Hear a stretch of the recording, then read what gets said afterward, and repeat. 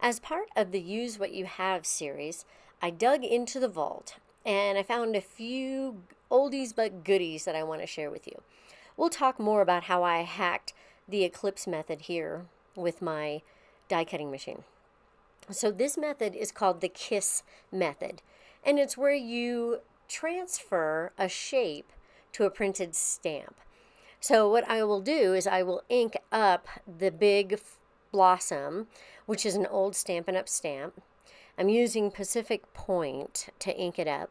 And then after I ink it up, I'm going to transfer that blossom shape over to the floral stamp, which is also a Stampin' Up! Stamp. One of the things I love about the positioner is if I miss a spot, I have the ability to precisely re-ink that area and get it right.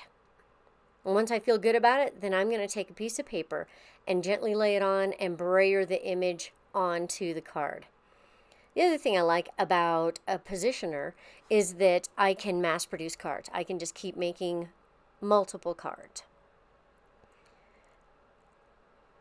After we're done doing a bunch of these, we're going to slip on over to the die cutting machine, and then I'm going to show you the hack for the Eclipse. So instead of having to buy dies for the letters, we're just going to find an easy way to use the machine.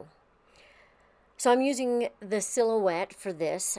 I'm using a standard piece of 8.5 by 11 piece of cardstock. I'm going to do it in landscape, so I have it as an 11 by 8.5. And then I'm going to add my sentiment, and in this case it's just going to be the word loved. And I'm going to do it in all caps. And to make it a little easier to see on screen, I'm going to go ahead and fill it. And I'm also going to change the font. The thicker the font, a bold font, the better. I know that the computer has a whole bunch of thicker ones like Impact. I believe Headliner might be one, but my favorite one right now is Hayden Schweiler. One, it's fun to say, and two, I just like the way it looks. And just make it a little bit bigger. Great. One other hack I'm going to do is I am going to make a template. I'm going to throw a box out here that's going to replicate an A4 card. So that means I'm going to change the size of it. And so I will go in, actually I'm going to make it gray so I can see it. And then I'll move to the back.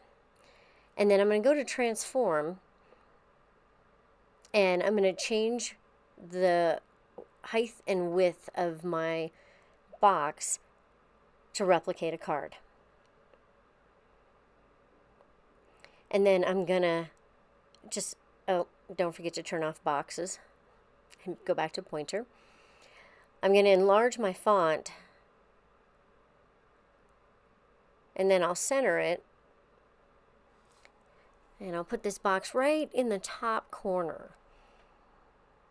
And actually I'm going to align the words so that I have the same amount of space both on the left and right side by just using the align tool. So I select everything, go to align, and then center on that. I will be trimming these later, so I want to make sure to leave a little bit of extra space on the edges. Okay, at this point I'm going to replicate. So I again select everything. I replicate to the right, and as you can see, it went over the border just a little bit. And so what I'm going to do is I'm going to select it all, and I'm just going to nudge it back just so that I have it inside the boundary. And then I'm going to replicate it down.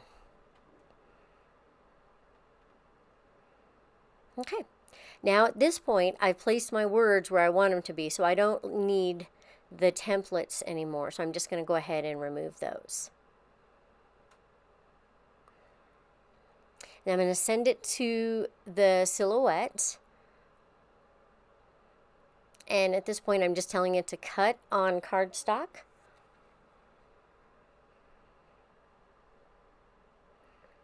And I'm going to have the machine do its thing, and then I will meet you back over at my workspace. So here I've still have my images on the mat. And what I've done is I need to do a light tack to hold those letters in place. And what I recommend is taking some washi tape that you don't love, sticking it on your pants or your shirt, and having a little bit of that lint stick on there, because we want to hold the letters in place, but we don't want to peel away the design. And we're going to add a sentiment. And this again is another old Stampin' Up set. It's called So Very. And again, using the positioner, I can ink it up, lay it exactly where I want it, and then mass produce and just keep on going. There's a convenience with it besides just the precision. After we're done with this, I'm going to go over to the paper cutter and trim these pieces so that they can fit on the covered stock. Okay, so we're back from the cutter. And now what we're going to do is we're going to add some dimension to our words. It doesn't have to be perfect. It's just enough to lift it up and give it some dimension. It's part of the Eclipse method.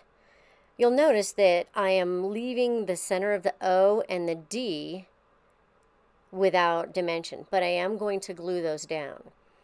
And then you're going to gently peel the washi away and use your tweezers to kind of tap the paper down to the colored cardstock. That's what's helping with the Eclipse method, is to have that dark paper underneath.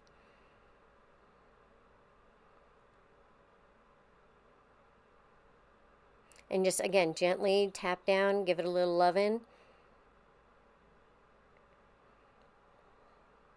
And then now you can see where that dark is showing underneath, and it gives it that kind of eclipsed feel. It was a lot of fun doing this hack. I hope you enjoyed it. If you did, I just ask you to subscribe and hit that bell so that you're notified when I have new videos.